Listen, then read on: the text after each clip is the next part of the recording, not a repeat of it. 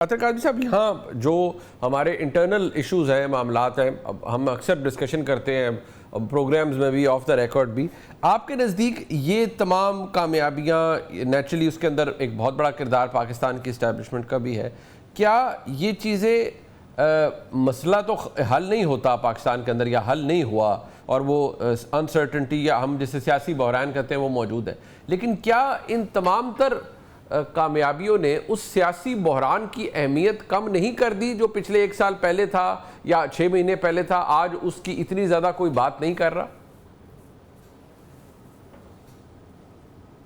देखिए मुनीफ साहब, इसमें दो चीजें हैं। इस वक्त ये जो आप कामयाबियां देख रहे हैं बैनुल कौमी फ्रंट पे, ये आपकी मिलिट्री डिप्लोमेसी और एक जंग के जीतने की वजह से।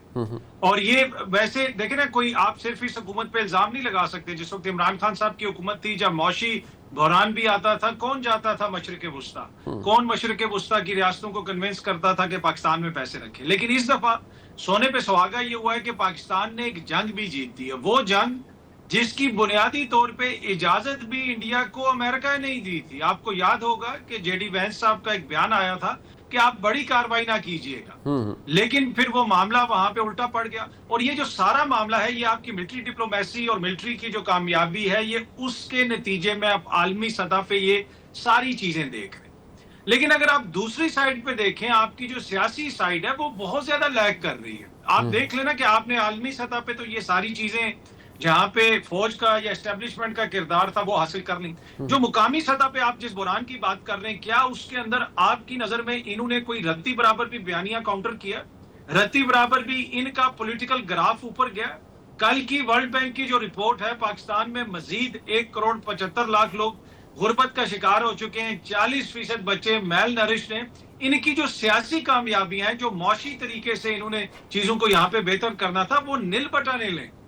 2022 से लेके 3 साल के दौरान आप बता दें कि इनकी एक भी ऐसी मौशी कामयाबी जो मैं जरदारी साहब का जिसको क्रेडिट दे सकूं या शहबाज शरीफ साहब को दे सकूं, तो ये सब लोग राइट कर रहे हैं। हमारे जो फौज की जो जंग जिसने जीती है, ये उसकी वेव के ऊपर राइड करने की कोशिश कर रहे हैं।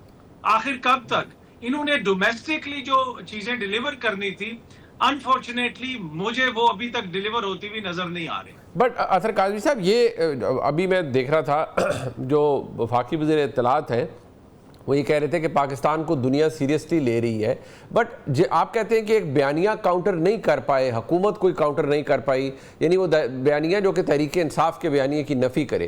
तो यही तो कामयाबी इनकी है कि दुनिया पाकिस्तान को बहैसियत रियासत सीरियसली ले रही है। उसमें कंट्रीब्यूशन पाकिस्तान की फ़ौज का ज़्यादा, हुकूमत का कम, लेकिन बहरहाल रियलाइज़ तो पाकिस्तान की इस्टेब्लिशमेंट करती है कि पाकिस्तान के वज़ीर आज़म और डिप्टी वज़ीर आज़म ने बड़ा काम किया है और डिप्लोमेटिक अचीवमेंट्स हमने हासिल की हैं, गोया मिलकर की है। लेकिन यही तो हुकूमत का बयानिया है कि हमने पाकिस्तान को डिप्लोमेटिक आइसोलेशन से निकाल दिया है और इस वक्त हमारी ट्रेजेक्ट्री जो है वो बहुत बेहतर है।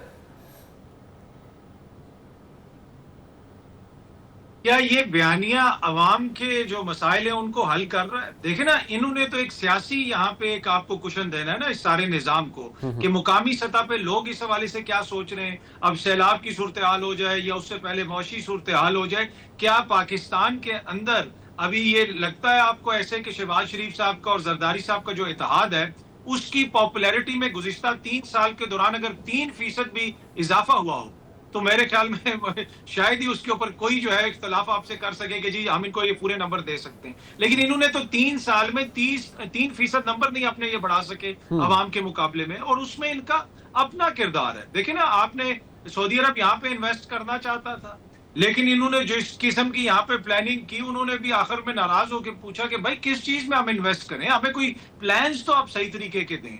फिर नीचे तक अवाम तक जो चीजें पहुंचानी थी वो भी उस तरह ना पहुंच सकी। तो बहुत सारे सियासी जो मसाइल हैं वो पाकिस्तान के अंदर हैं। हैविंग सेड दैट, जो आलमी सतह के ऊपर पाकिस्तान की कामयाबियां हैं उसमें आप कोई इनकार नहीं कर सकते, लेकिन जब तक उसके डिविडेंड्स पाकिस्तान की आवाम को नहीं मिलेंगे, और जब वो डिविडेंड्स मिलेंगे भी, तो मैं आपको अभी बता रहा हूं कि वो पॉपुलैरिटी एस्टेब्लिशमेंट की तो बढ़ सकती है, इनकी नहीं बढ़ेगी। अच्छा, ये जो मोहसिन बेग साहब, हुकूमत तो 3% भी अपने आप को कोई ना मनवा सकी है, ना कोई अपनी पॉपुलैरिटी कर सकी है। इन शॉर्ट ये कि हुकूमत एक बोझ है पाकिस्तान की इस्टेब्लिशमेंट के ऊपर, और इससे फ़र्क नहीं पड़ता कि पाकिस्तान डिप्लोमेटिकली तरक्की करे या सिफारती तौर पर पाकिस्तान की पोजीशन बेहतर हो। अवाम के मसाइल और मकबूलियत जो पाकिस्तान के अंदर से मिलनी है, जो अप्रूवल पाकिस्तान के अंदर से इस गवर्नमेंट को मिलनी है, उसमें कोई इजाफा नहीं हुआ, और वो आज भी तहरीक इंसाफ या इमरान खान साहब के लिए ही फेवरेबल है, हुकूमत के लिए नहीं है। क्या आपके नज़दीक भी ऐसी सूरत हाल है या नहीं, फ़र्क पड़ गया है पिछले 6 महीनों के अंदर? 3.25 साल में जो तबाही वो डाल के गया, जब उसको गवर्नमेंट मिली तो 5.8 पे ग्रोथ रेट था, ये जो PMLN नवाज शरीफ की गवर्नमेंट थी। तो होना ये था कि इन्होंने उसको आगे लेके जाना था, लेकिन भाई साहब एक इंटरनेशनल एजेंडे के तहत इसको -1.5 पे ले आए और कोरोना करते रहे।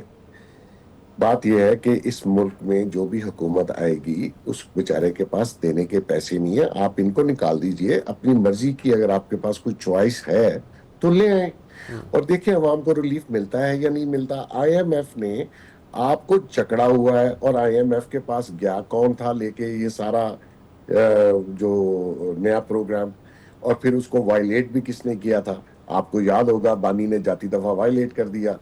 बहुत टाइम लगा, वो उन्होंने जो इस टाइटनेस की हुई है ये वही पुरानी चली आ रही है। तो मकसद ये है कि इस वक्त मुल्क के माशी हालात अच्छे नहीं है, इसमें कोई शक नहीं है। गवर्नमेंट कोई रिलीफ देना भी चाहे तो IMF देने नहीं देती। ये जो आपका प्रॉपर्टी का सेक्टर है और ये जो आपकी इंडस्ट्री है, इसके जो लॉज हैं, जो टैक्सेस हैं, ये सब IMF की रिकमेंडेड है। मैं तो अजराए मजाक किसी दोस्त को कह रहा था कि सऊदियों को सिर्फ कहें हमारा और कुछ ना करें, हमारी IMF से जान छुड़वा दे तो आपके हालात दिनों में बदल जाएंगे। तो ये कहना कि जी इस गवर्नमेंट ने पॉपुलैरिटी हासिल नहीं की, भाई पॉपुलैरिटी कहाँ से हासिल करेंगे, इनके पल्ले शय क्या है, ये बेचारे तो कुछ दे नहीं सकते। और जमहूरियत की बात सारे करते हैं, आप देखिए कि जमहूरियत इस मुल्क में मुनीब साहब कभी आई ही नहीं है। ये जो इमरान खान बानी बहुत चैंपियन था, इसका तो पटवारी भी फैज साहब चेंज करते थे, अगर किसी को शक है तो पूछ ले।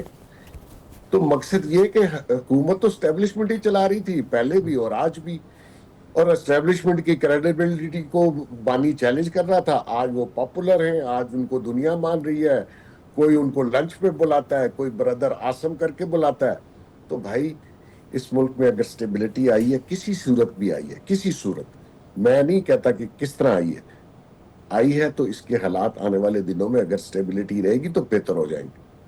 आपको स्टेबिलिटी अगर रहेगी तो बेहतरी होगी, बट ये स्टेबिलिटी तो अतर काज़मी साहब मौजूद है, इससे ज़्यादा स्टेबिलिटी हमारे पास क्या होगी जहां इतनी ज़्यादा सपोर्ट मिल रही है इस हुकूमत को।